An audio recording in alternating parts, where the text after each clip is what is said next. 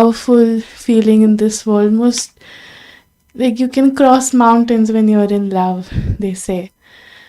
But we have confused love with a lot of other things which have only put negative connotations in our life. We first of all we are confused between love and attraction. Then we get confused between love and attachment. So let's first focus on love and attraction. So when you're attracted to someone, you basically are only seeing what's on the outside. How do they look? Maybe you are attracted to their smell, how their odor, how they are dressing. But when they say, I'm falling in love with you, it's usually the personality which you are falling in love with. And we forget that the small things that we find in another person, for example, that person is really kind, that person really knows how to do this well, all those qualities are actually in us. And when we see them in others, that's when we fall in love, we connect. But because we are unaware of the fact that those qualities are already in us, we feel the need to just take those qualities from them, not realizing that they are already mine. And once you fall in love, it can be any relationship. I'm not just talking about romantic relationships. We start having expectations from the other person. For a parent, even though they say that they love their child unconditionally, they still expect their kids to, follow a certain path. And, they have to earn this much, they should have a good job, and, kind of live. They already start putting what their life should look like in them and not let them make their own decisions.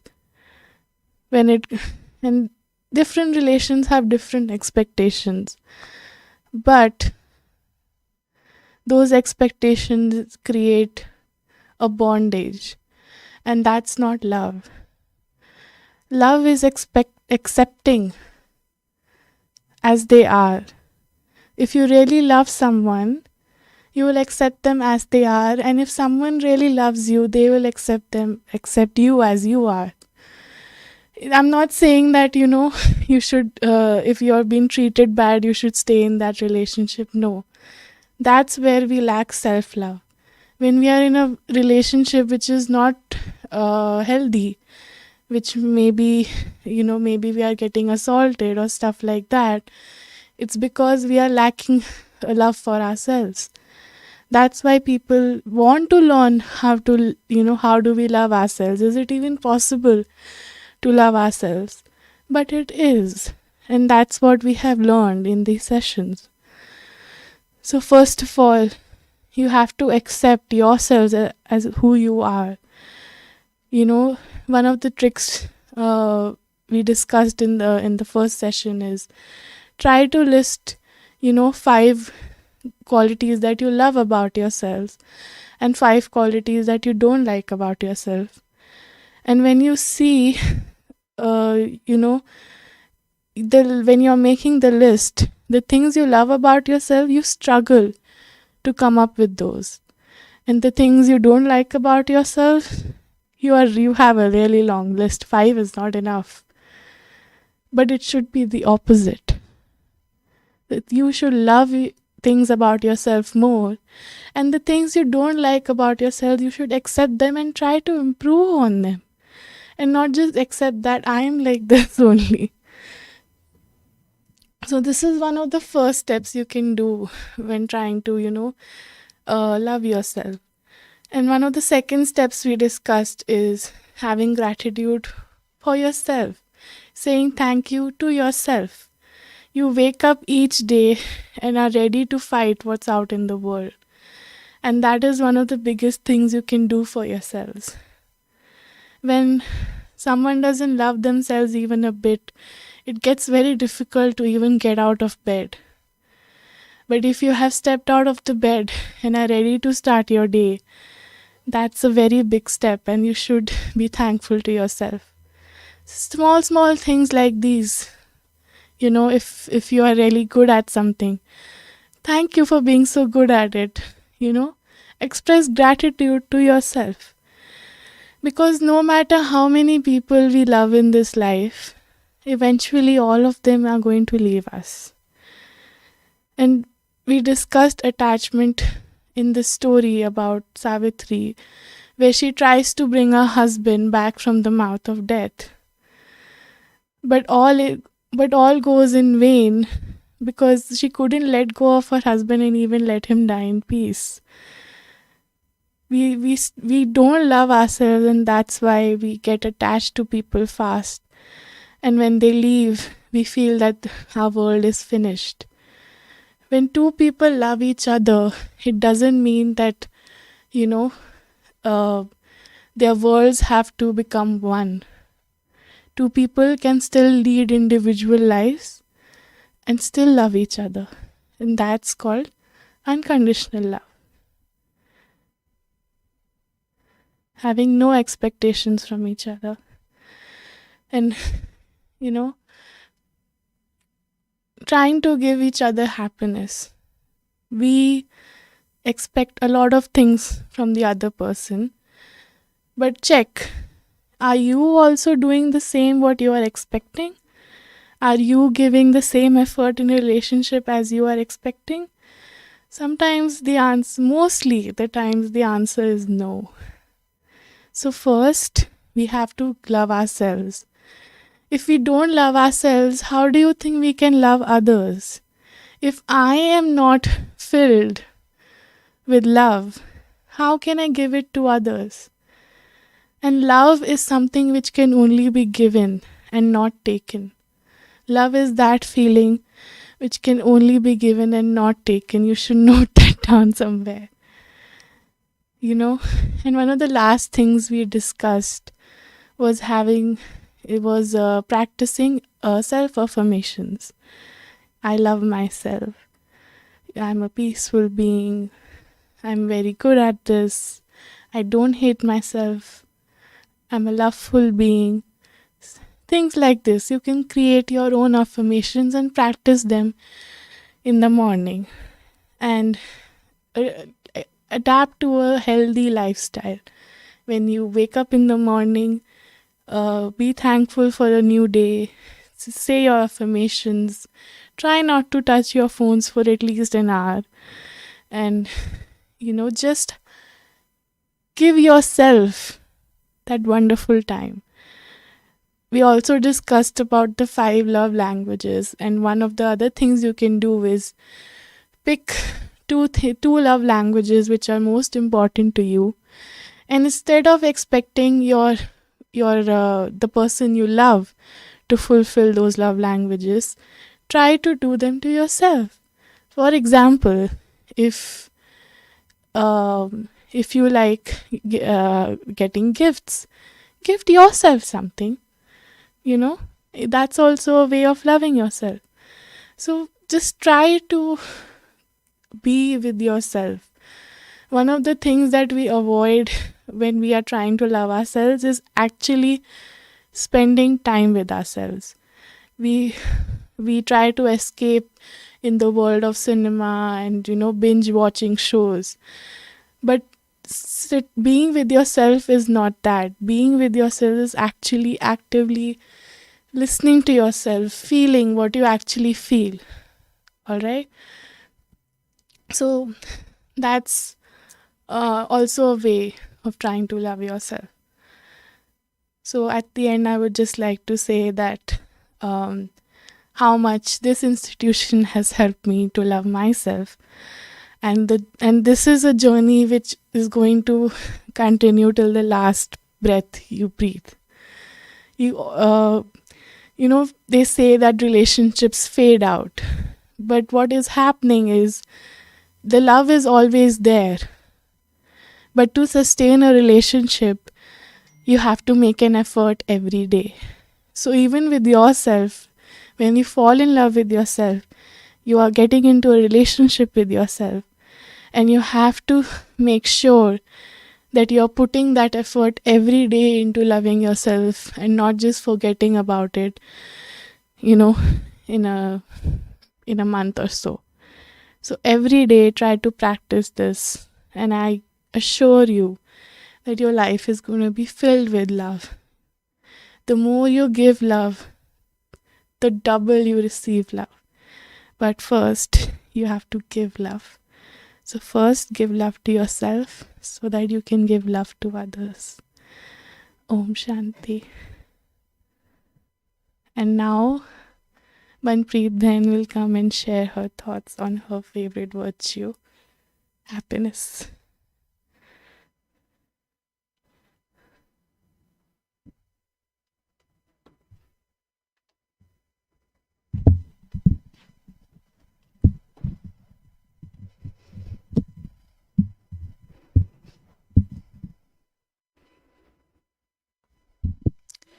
A warm welcome to everyone once again. So, as Sister Shavi already talked about love, that those are the things we always look for. So, let's start with the story that we have discussed in that session about the happiness. So, that story was about the cup and the coffee, and let's figure it out once again. What is the cup and the coffee? So, once upon a time, there was a reunion in the college, and all the students were together, and they were telling about their lives to their professors, that the all the problems, the complaints they were having in their lives.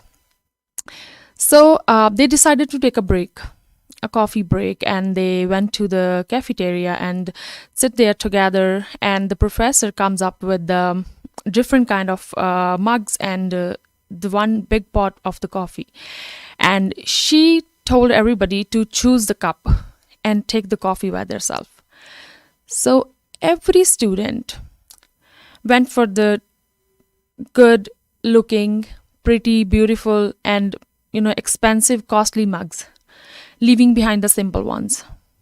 And at that time, a wise professor, gave them a lesson for their life, that those cups are like a money, status in the society, and the position in the company or we are working there.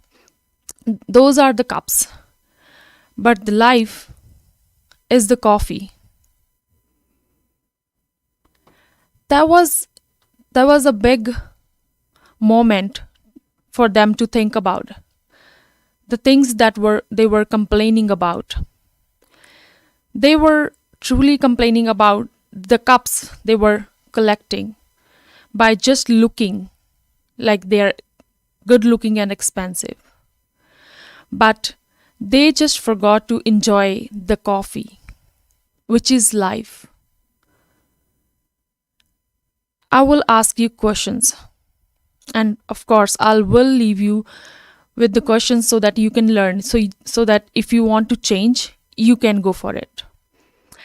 So that small story gave us a lifetime lesson, like while living our lives, what we truly want. Do we even know what is true happiness? Because cups cannot add any taste to the coffee. The coffee has their own taste and it will stay like that. So same it's with our lives.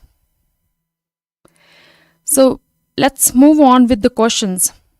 Do you think if you buy a big house, you will feel happy? You will get true happiness? Do you think the big car and the money will give you the happiness? Take few seconds and keep thinking on it. Do you think when you watch television, when you watch any movie, or you play any games on the phone, do you think that gives you true happiness? Or let's talk about the favorite hobby of all the girls and the women's, that's shopping. Do you think like the shopping will give you happiness? When you go to shopping, you buy the things, bring it home. Do you think you feel like true happiness that you always look for your in your life? Do you think the food that's your favorite, when you eat, you feel true happiness? Do you think that? And after all, there will be the answer of these questions, right? So now you have to think on it. We all wait for the summer and go for the travel. So we visit the different hill stations, and just to feel that we are feeling peaceful, we are getting that true happiness that we were looking for in our lives. But do you ever get that true happiness that you always look? Just put yourself in all these situations for each moment and think the end situation when you get that happiness. And now let's correlate it. Was it the comfort those things gave you, or that was true happiness? Just outweigh those both things. Just correlate them. These things are related to our physical, our human body. So which always gives us a comfort, a physical comfort. While we are having a big car, we are riding big car, it's giving you a comfort, it's giving you a luxury, but all you can do just drive. It has the same function. Same like a house, or you're doing shopping. So these are the small moments when you are under that emotion, but you thought like that's the true happiness I was looking, but it ends up like really quick. That's a small time of period when you feel like, okay, is it the happiness?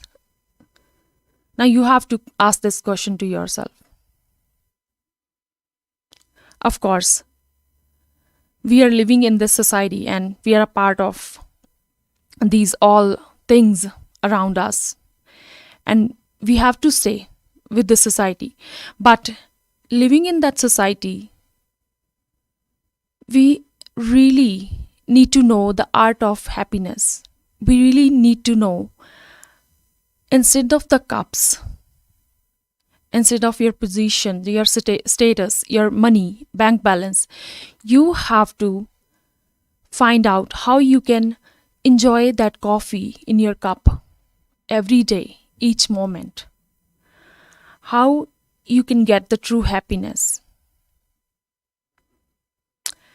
It was a beautiful journey when we have started this session, and we were like every week we were taking the new steps towards the art of living, like how we can truly live our lives.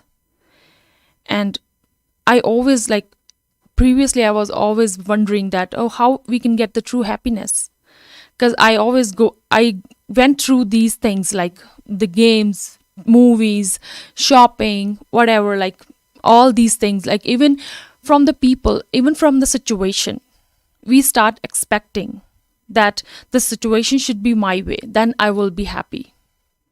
Or this person should do this for me, so then I will be happy. Now the big question is, what is true happiness then? If these things will just give you the comfort, and the people and the situation, whatever is happening around us, that's meant to be happen. And whatever the other people are doing, it's their choice. It's what they are doing, it's what they like. So they cannot be the way you want to be them. So now you have to really think about it. What is the true happiness? And if you really want to find out what is the true happiness, please visit to our center of the Calgary Brahma Kumari Center, or any center nearby you, and you can learn that art of true happiness. you can get the questions of these, you can get the answers, like whatever the questions you have in your life. Because after these basic needs that we are always look for, like we need a food, shelter, clothing, and everything, and after that, when it comes to the mind, what we always look for is the peace, love, happiness, and especially how we can like stay in the silence, and we can make the balance at the basics. But that's the hardest thing we always find. And for like nowadays, we saw that there is so many sorrow, jealousy, anger, greed around us. But all we just need to show some compassion and give happiness to others, like the true happiness without any expectations, without any mean. That is something like that makes you unique, that you can make differently. So, if you really want to learn how you can practice these virtues in practical life, how you can put these things truly working in your life instead of those things everyone is following, I would suggest you to join our channel or visit our center, visit any Brahma Kumari center, so that you can learn, you can start that inner journey that we all need to start, that we all need to know the things we are looking for, peace, love, happiness, how we can get that. So, leaving you with this question, if you want to find out what is true happiness, I would say let's start the search from today. And always live in the moment that is the last moment of your life. Thank you so much. And the next, Tanish Bhai will going to present the topic. Thank you so much.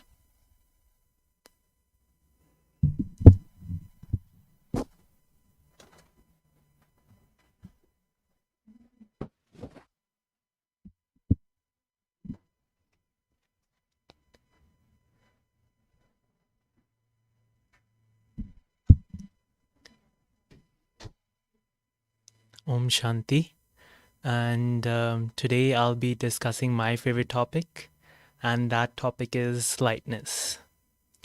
Now, before I started really looking into this topic, when I first presented it, I had no idea what lightness was. Like, it sounded something cool, something interesting. And after looking into it, practicing it, I realized that it's probably one of the most essential virtues we could have, because I realize a lot of times we have this habit of getting heavy, getting burdened constantly. It's a habit we've built up for a long time, and we truly can't enjoy life when we're heavy. And we crave this heaviness a lot throughout our lives. Any situations, any people we come across, it's a very common thing, and it's become a really deep habit. So lightness means to be unburdened, right? To stay light in the mind, to stay fresh, right? To stay inspired. Now, when we look at physical weight, right? We see in a body there's muscle weight, skeletal weight, and then there's also fat, right? Now, which one do we prefer, or which one do people prefer nowadays? And that's obviously the muscle weight, right? Because it makes their body stronger, it makes it work more efficiently. And whereas the other weight, they want to cut that out because it causes them hindrance, right? It causes them burden, it causes it harder for their body to function. Or for example, when we go on trips, right? We pack our suitcases because there's certain weight limit on the plane. So we pack it so that it only has the most essential stuff that we need. And we ask ourselves questions such as, what do I need and what do I leave behind, right? And these questions are important because I have to make sure that on these trips, right, I take the most essential things. And get rid of all the junk that I don't need. And same as our life, right? This is a long, long journey.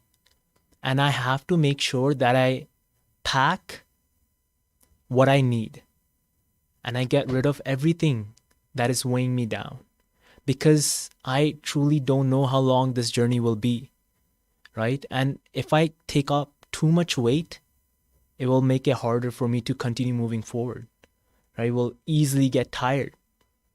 Now, also throughout the day, we see that people get tired very easily, right?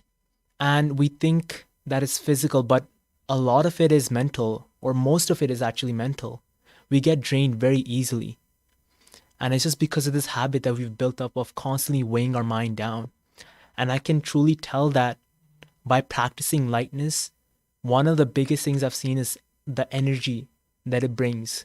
To constantly stay light, you stay fresh throughout the whole day.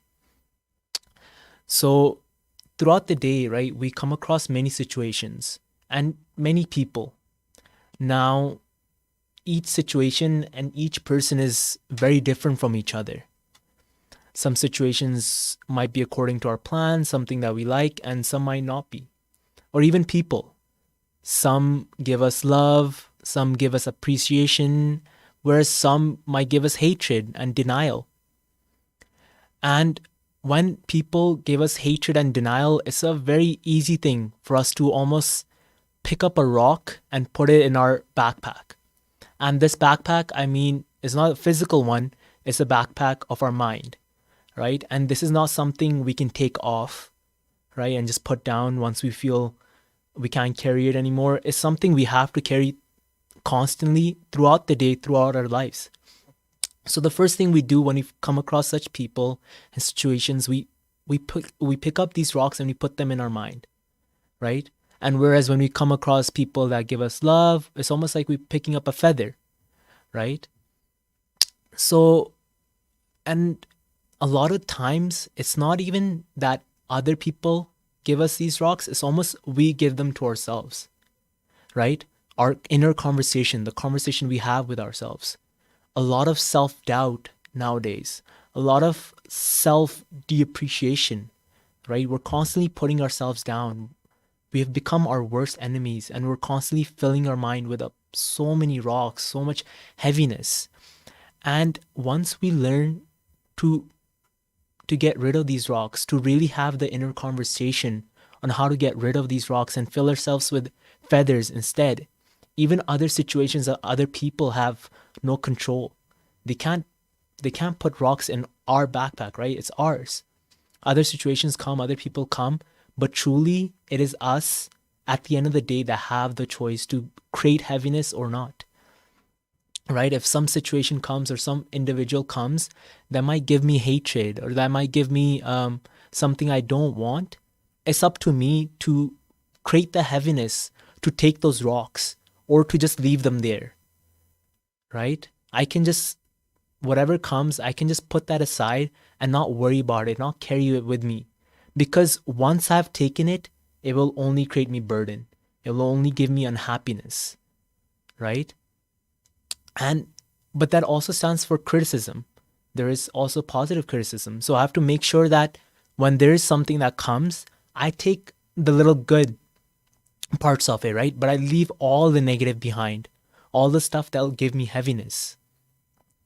So how do I check if I'm heavy or light? So if I'm heavy, right, I'll be unhappy, I'll be tired, I'll be uninspired. But whereas if I'm light, right, I'll be cheerful, I'll be constantly energetic, enthusiastic to do new things, right? So we have to really learn, and this is one of the things I've learned, to have this inner conversation, because that's where it really is, because only you can remove these rocks. No one can. Only you can really search deep inside and remove these rocks. And so learn to have those inner conversation. Anytime situation comes or people come that you might think they're leaving some rocks for you, have these inner conversations and turn them into feathers for yourself. So lightness, right, as we know it, is that heaviness and lightness comparison, but it also is in lightness and darkness, right? That's what we can also look lightness as. So one of the beautiful examples I heard was lightness requires a source, right? But does darkness require a source? Darkness happens when there's a missing of a source of light, right? So when we start to awaken that spiritual light, darkness disappears, right? Just like how you turn on a light in a dark room, the darkness disappears immediately, right? And just like that, like as we practice this lightness, our minds will be a lot clearer, right? We'll be able to see situations a lot clearer. We'll be able to make decisions a lot better. And any situation that comes in the darkness of any situations, we'll be able to make the right decisions. And when we become this, it's almost like we're becoming an embodiment of a lighthouse. A lighthouse is, as we know it, it stands by the ocean, right? At the edge of the ocean when it needs to guide ships, planes away from the tough rocks and the shore, so they don't injure themselves, right? So they get to safety. And it stands strong in any storms, in any harsh waves. It stands strong and it guides others, right? And that's what we can really be when we practice this lightness. So there are several ways, right? I feel like throughout the day that we can implement lightness. And one of the ways I found is in the morning, as soon as you wake up, give yourself and fill yourself up with a bunch of beautiful feathers, right? Such as you can do this by positive affirmations, meditation, right? Or just like inner reflection, and really just fill yourself up with these feathers so that throughout the day, they kind of just run throughout your mind and refresh your mind, right? Such as I'm beautiful, I am courageous, I can do anything, right? And throughout the day, build this habit of checking constantly, because that's one of the skills I feel like we have really missed, is checking what's inside our mind. And when we start checking, we can really find out that a lot of the times we pick up rocks that we don't even know of, right? So when we check, we can start to then eliminate them and then remove them from our minds. And then check throughout the day. Was there anything I picked up? Is there heaviness? Am I feeling unhappy? What could be the reason, right? And then turn it, reverse it, have an inner conversation, remove those rocks, and really, again, fill yourself up with feathers. And this will eventually become a habit, as we talked about in the virtue quickness too, right? We just have this really quickness of picking up heaviness, right? Whereas we need to do the opposite of really having the quickness of becoming light whenever we want. And then at the end of the day, check your backpack, right? See what has happened throughout the day. Is there any rocks or any burden in my mind remaining?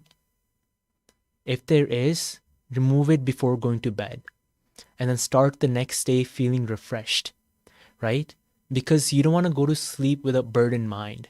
And that's why a lot of sleepiness occurs nowadays, is because we sleep very heavy, and then that makes it very hard to wake up in the morning. And that's one of the things I really discovered, is when I sleep light every day, it becomes very easy to wake up early in the morning. It's almost like I've woken up with a lot more sleep than I actually got, right? And just like how kids, they sleep with their palms open because they sleep absolutely light. There's no heaviness whatsoever, right? And they always just wake up refreshed. They never have a cranky mood. I mean, some kids might, right? That's just their nature. But like, kids sleep absolutely light with their palms open. And that's how we need to sleep. Really just sleep with absolute lightness. And then that way, the next day will be absolutely beautiful. And then so throughout this, we can definitely build this habit of staying light and staying constantly cheerful. Thank you. And the next topic will be by Neha Ban. Thank you.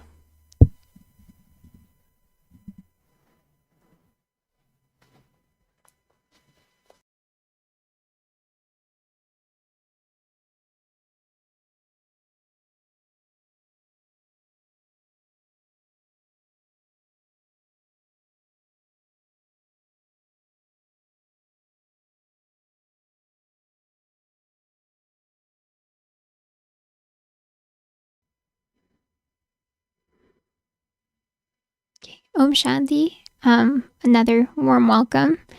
So the topic or virtue that I feel resonated and was my favorite was contentment. And I feel the reason for that is just because sometimes we're drawn or pulled towards those things that we may lack in life or something that we wish we can have. And I feel I didn't have enough contentment in my life, and that's why I chose that virtue as my first virtue, and as the first virtue, it's the one that like resonated with me, and I feel I learned so much from it, especially because I feel that I had short-term happiness in so many things that came my way, that things would happen and I'd be happy for the moment, but then it wasn't everlasting happiness. And I think that's where contentment plays a role, is that it gives that everlasting happiness, because happiness is more short-term, whereas contentment is more long-term. And whenever a situation comes, it's contentment that helps to make that full-term, long-term happiness. And I feel I did have a couple situations happen since I last talked about contentment where I was able to implement it. For example, my university did start a couple weeks ago, and during the summer I was able to create this mindset that no matter what happens, whatever grades I get, if I even try my hardest, at the end of the day I'll be content with myself and how hard I worked, instead of looking for contentment through a number or a score on a piece of paper. And definitely from the first few weeks that school's been running and I've been getting some marks back, I feel that I don't let it upset me anymore, but instead now I have a new perspective in how I look at it, and I can see that I'm more happy with myself and my long-term accomplishments instead of looking at these short-term numbers. But so that was an example. And not just with school, but I feel also with health problems. I do get health problems, and I do feel that now I just look at it as an opportunity and I accept it, and I learn to be content with what I have in the moment, and I don't stress about things as much. And I feel a lot of things come in our life, the wrong and the negative things come in our life because we stress. So I take the time out of my day to see the things that I do have and see the things that I should be grateful for. And when I look at this new outlook on the life that I've been given, then I see how much more I have to appreciate. And in addition to that, I'd also like to talk about, when it comes to contentment, why people don't have contentment. I've realized is because of our everlasting wants. We have so many wants. We have so many wants on our list that we don't really realize that we only need a few things, and there are so many things that we don't need. And it's because we compare ourselves to others and we get jealous of what others have that we aren't able to see what we have. So if you put into perspective contentment in the terms of wants and needs, if you're happy with what you have right now in the moment, and you have needs such as, yes, you have a shelter over your head, yes, you have food, you have water, we have all these necessities, we have limbs that work, then honestly, you won't search outside for more things or more happiness because you're internally happy. And that's when we can see that outer contentment is not what we should be focusing on. This outer contentment, as in, we don't need validation from others to be content. We don't need people to say, oh, you're beautiful. Oh, you're so smart. We don't need those validations from others. Instead, we should look towards inner contentment. And that's when we accept ourselves for who we are and for how we see ourselves. So a few ways that I was able to implement this and that I'd like to share with you was whenever I felt really down or I feel there was something in my life that wasn't going the way that I wanted it to, I would just take a break and I would pause and I would see and reflect. And I would just breathe and breathe in and breathe out. And this really did help me to reflect. In addition to that, I was able to do words of affirmation and have gratitude for things that I did have.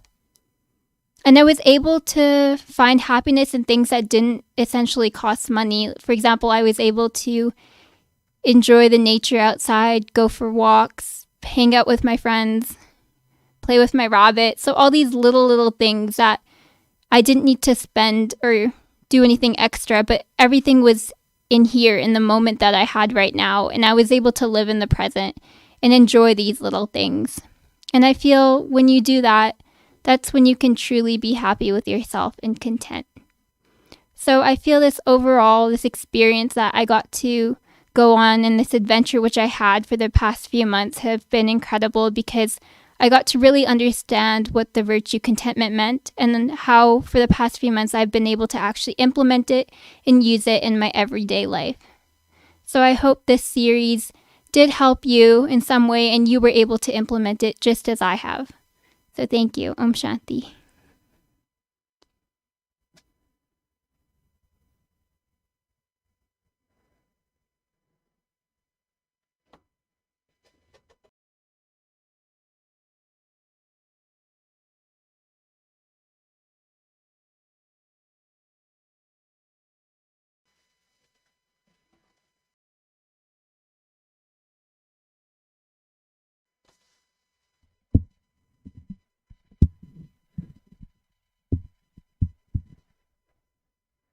All right. Om Shanti again. Thank you for joining us. And if you're still here with us, thank you for remaining here. So the final virtue that we're going to talk about today, and my personal favorite was balance. So coming into this series during December and January 2020, 2021, I felt like a lot of people did not have balance in their life, given the pandemic, given there was a lot going on in the world, inside, outside. There was just a lot going on, and people often lost this balance that's needed in life. So personally, I experienced this when I came into university. Everything was shifted online, so I was spending around 12 hours a day sitting on a computer, maybe 2 hours living my life, and then the rest 8 hours was just the rest 10 hours was just sleeping. So today I'm going to talk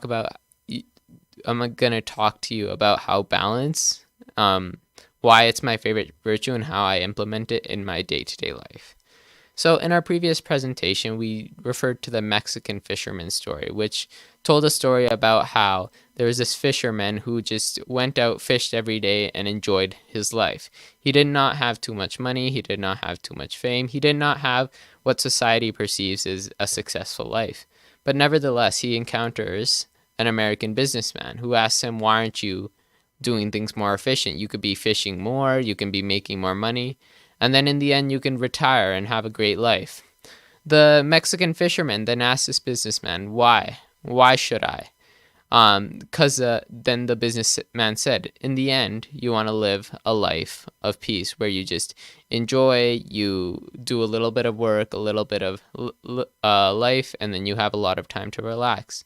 But what the American businessman didn't know is this is what the fisherman was doing in his day-to-day life. He was not focused on money. He was focused on having a balanced life, a life where there was a little bit of work, a little bit of enjoying yourself, and a little bit of relaxation. So this ultimately encapsulates that living a balanced life means living in the moment, right? So this is something we often forget to do, whether we're caught up in work, whether we're caught up in our future. We always look ahead or look behind, saying, oh, this is what I did, this is what I regret. When people are old, they're often like, I regret not spending more time with my family. I regret working too much, right? So that's because they didn't live in the moment and live a balanced life. Or it could be the opposite. a lot of young people now are saying, I'm going to spend 5 years making a lot of money, and then I'm going to retire. They're not living in the moment either. They want to work 14-hour work days just so that they can have a better life in the future. But they don't take into account the toll it has on their health and their life, which balance ultimately brings. So what I learned, one of the biggest takeaways was living in the moment really helps an individual improve their health and live a happy, loveful, and peaceful life. I know some of the previous virtues we talked about today, balance ties in really well, so I'm going to discuss that further now. So in living a balanced life, I think there are 3 main pillars, if you may.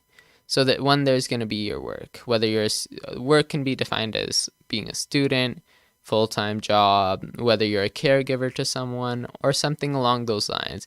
That's your duty for the day. That's why you wake up in the morning. The second pillar can be defined as life. That's spending time with friends, family, and often this is not included, but also spending time with yourself. This is something that Chaviben discussed. The importance of self-love and spending time with yourself. So this can also be part of your life, right? Not spending time with family and friends is great, but you should also spend time with yourself. And that's how you improve. Living in the moment, spending time with yourself is how you become a better person at the end of the day. And lastly, we're going to focus on what I like to call relaxation. So relaxation is, well, for one, it should be sleep. But a lot of people mistake entertainment for relaxation. Ideally, there should be no entertainment, right, in one's life. We spend so much time on technology nowadays and things similar to that we often we use it as an escape to reality. But before this, we established that we should be living in the moment. So ultimately, we want to try to erase the entertainment from our life. Instead, we should use this relaxation time to get good quality sleep. I want you to try to remember the last time you had good quality sleep. For me, I can't personally remember because there's always so much going on in my work and life stuff that it almost always impacts my relaxation part of life. So striking a balance between these 3 is pivotal. Diving a bit deeper into the whys behind these 3 pillars of balance. Why do we work? For most of us, it's to gain some resources, right? We work to gain resources, whether that resources means money, education, degree, stuff like that. And then with that degree, we believe we can finally have peace, right? So you work to ultimately make peace. Secondly, we move on to life. Why do you live? Why do you interact with family, friends?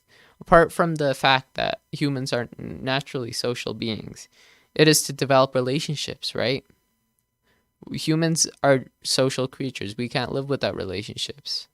So we live and we have a life so that we can develop partly relationships, right? And part of that, we included relationships with family, friends, but also the relationship with yourself is also really important. Self-respect and what you think of yourself is often a really big point in today's society. And it's something that's often underappreciated and underrated because if you truly respect yourself at the end of the day, no matter what your other relationships say, which is out of your control, you know it won't affect your internal. And finally, so we make relationships to ultimately have love, right? It's a human need to feel loved, whether it's by family, friends, or even yourself. Chavi talked about self-love again. So we ultimately live a life in order to be loved. And lastly, relaxation, our third pillar. So we relax ultimately to gain rest. It's another human biological thing. Along with relationships, we also need rest. And ultimately that rest comes with peace. So the rest portion ultimately gives you peace and allows you to be at peace with yourself. So we established that work gives you happiness in the end. Life gives you love, and relaxation gives you peace. So these are the 3 main pillars. And now talking about which one should we give importance to, right? There's 3 pillars. But in my opinion, they should all be equally balanced, right? 8 hours to work, 8 hours to life, and 8 hours to relaxation. Just like nothing's above one another when talking about happiness, peace, and love, right? The rest is the same. You can relate this to the example of an eagle. When you look at an eagle, I want you to think about how it uses its beak, its wings, and its claws. If you try to remove any one of those, do you think the eagle can survive? It can't. So, likewise, peace, love, and happiness are all equally important in one's life.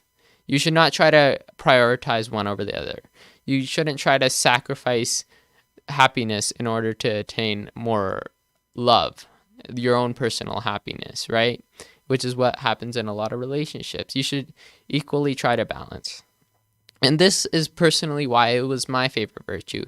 It showed the connection between these 3 main virtues, and it shows how to implement it in your day-to-day life.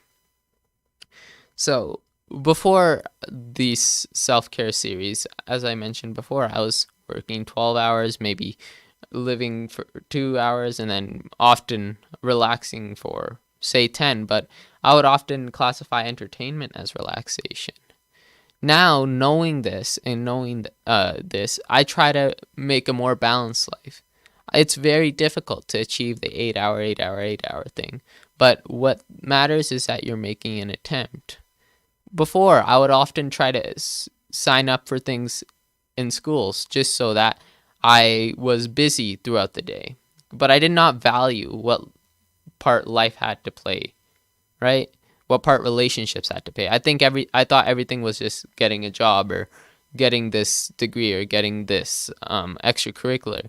So what you really need to do is take a step back and reflect. When you have a big decision, how will it affect these 3 pillars? Because before I would often sign up for way too much, and then on my plate I would have way too much. I often burnt out pretty quick. But now this year, I've taken a step back. Every time an opportunity comes up, no matter how good the opportunity is, I ask myself, can I handle this and live a balanced life to a certain extent? So I hope you can do the same. I hope you can evaluate what parts of your life need more attention and which parts you're giving too much to. Happiness is from monetary, materialistic items is not all there is to life, right? Likewise, relationships are not all there is to life. And lastly, entertainment's not all there is to life. So striking a balance between these 3 is really, really important. All right, so I want to first of all, from the bottom of my heart, say thank you for everyone who's followed us throughout these past 6 months. It's been a really fun ride. It's been a self-reflective ride, and I hope it's also been a beneficial ride to a lot of you.